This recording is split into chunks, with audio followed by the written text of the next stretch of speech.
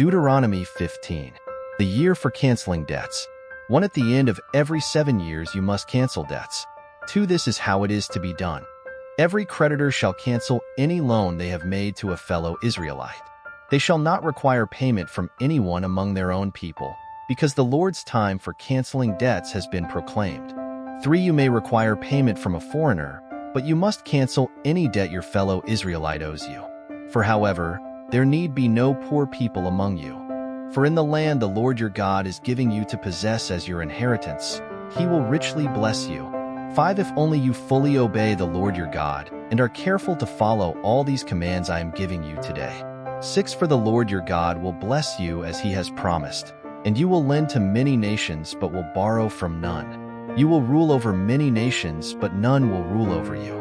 7. If anyone is poor among your fellow Israelites in any of the towns of the land the Lord your God is giving you, do not be hard-hearted or tight-fisted toward them. 8. Rather, be open-handed and freely lend them whatever they need.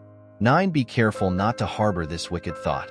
The 7th year, the year for canceling debts, is near, so that you do not show ill will toward the needy among your fellow Israelites and give them nothing. They may then appeal to the Lord against you, and you will be found guilty of sin. 10. Give generously to them and do so without a grudging heart. Then because of this the Lord your God will bless you in all your work and in everything you put your hand to. 11. There will always be poor people in the land. Therefore I command you to be open-handed toward your fellow Israelites who are poor and needy in your land. Freeing servants.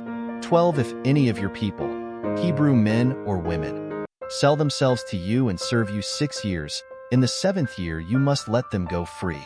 13. And when you release them, do not send them away empty-handed. 14. Supply them liberally from your flock, your threshing floor, and your winepress. Give to them as the Lord your God has blessed you. 15. Remember that you were slaves in Egypt, and the Lord your God redeemed you.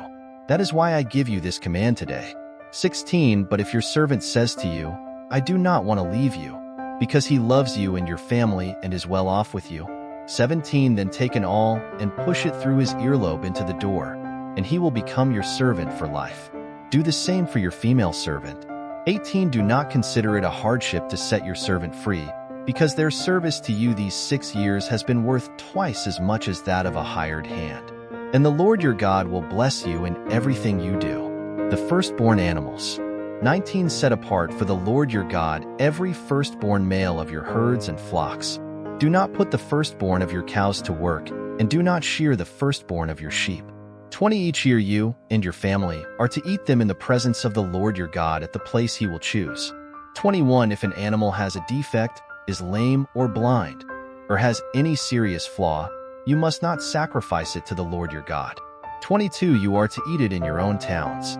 Both the ceremonially unclean and the clean may eat it, as if it were gazelle or deer. 23. But you must not eat the blood. Pour it out on the ground like water. Deuteronomy 16. The Passover. 1. Observe the month of Aviv and celebrate the Passover of the Lord your God, because in the month of Aviv he brought you out of Egypt by night. 2. Sacrifice as the Passover to the Lord your God an animal from your flock or herd at the place the Lord will choose as a dwelling for his name.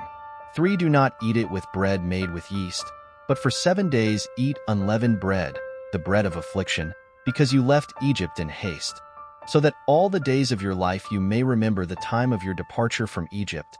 For let no yeast be found in your possession in all your land for 7 days. Do not let any of the meat you sacrifice on the evening of the first day remain until morning.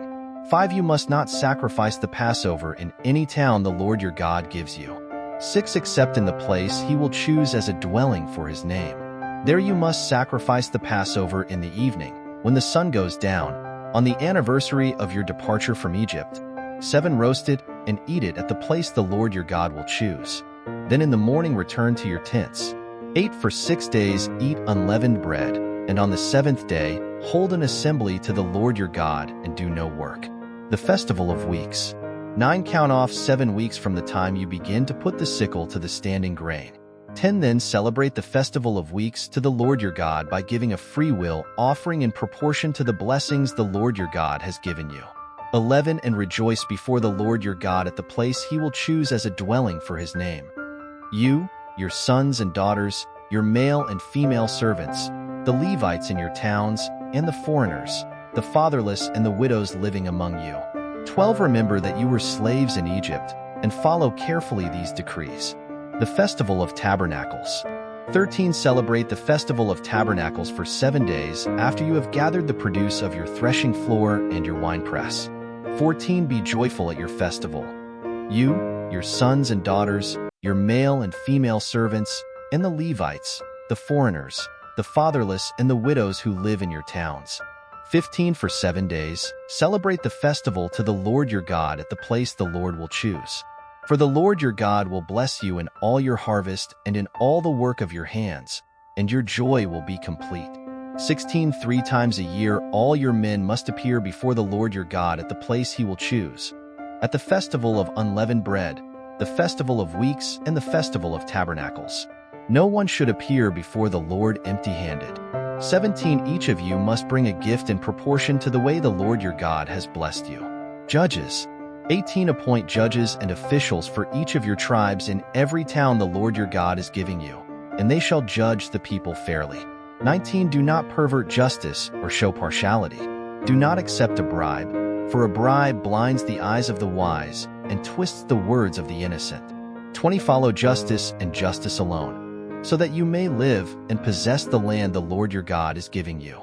21. Do not set up any wooden Asherah pole beside the altar you build to the Lord your God. 22. And do not erect a sacred stone, for these the Lord your God hates.